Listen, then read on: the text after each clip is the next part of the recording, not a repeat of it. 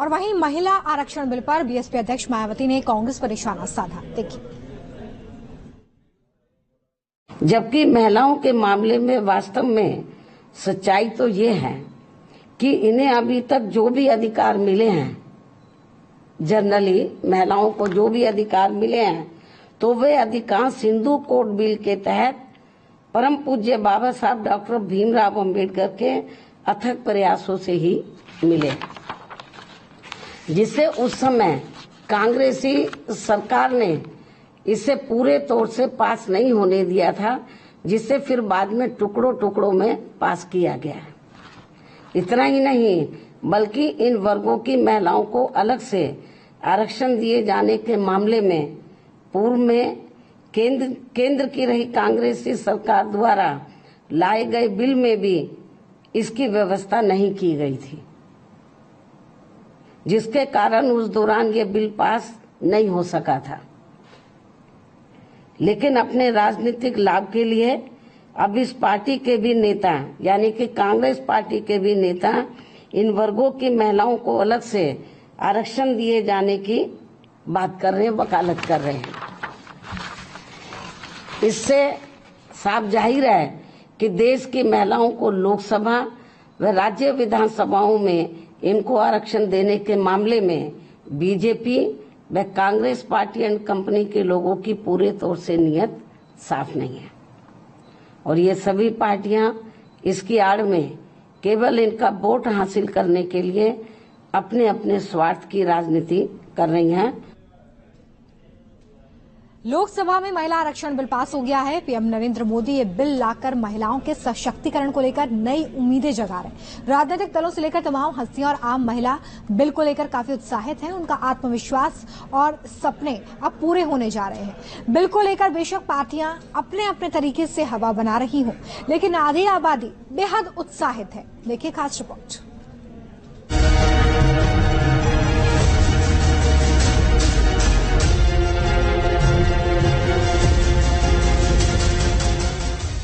अटल जी के कार्यकाल में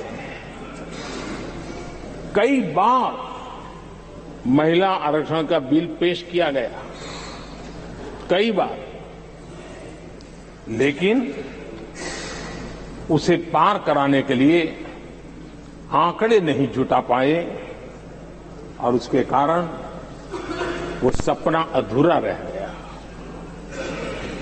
महिलाओं को अधिकार देने का, महिलाओं की शक्ति का उपयोग करने का वो काम, शायद ईश्वर ने ऐसे कई पवित्र काम के लिए मुझे चुना है।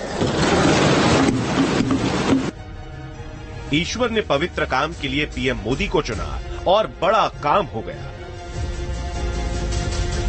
27 साल से लटका महिला आरक्षण बिल यानी नारी शक्ति वंदन अधिनियम लोकसभा में पास हो गया।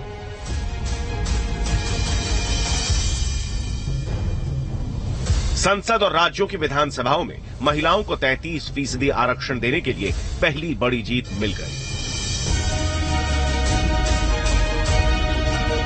बिल के जरिए 33% यानी लोकसभा में 181 सीटें महिलाओं के लिए आरक्षित हो जाएंगी। मोदी के बोल्ड फैसले से राजनीति, बॉलीवुड और जमीन से जुड़ी साधारण महिलाएं उत्साह से भर गई हैं। हर तरफ जश्न है, नई ऊर्जा और चेहरे पर आत्मविश्वास साफ नजर आ रहा है। ऐतिहासिक कदम उठाने के लिए पीएम मोदी को श्रेय दिया जा रहा है। दरअसल पीएम मोदी ने महिला आरक्षण बिल लाकर महिलाओं के हकों की आवाज बुलंद कर दी है। विपक्ष भी इस बिल का विरोध नहीं कर पा रहा, लेकिन सियासत जरूर हो रही है। हमें इस बिल के पास होने से खुशी है, मगर इसके साथ साथ एक चिंता भी है। मैं एक सवाल पूछना चाहती हूँ। पिछले 13 वर्षों से भारतीय स्त्रियां अपनी राजनीतिक जिम्मेदारी का इंतजार कर रही हैं और अब उन्हें कुछ वर्ष और इंतजार करने के लिए कहा जा रहा है।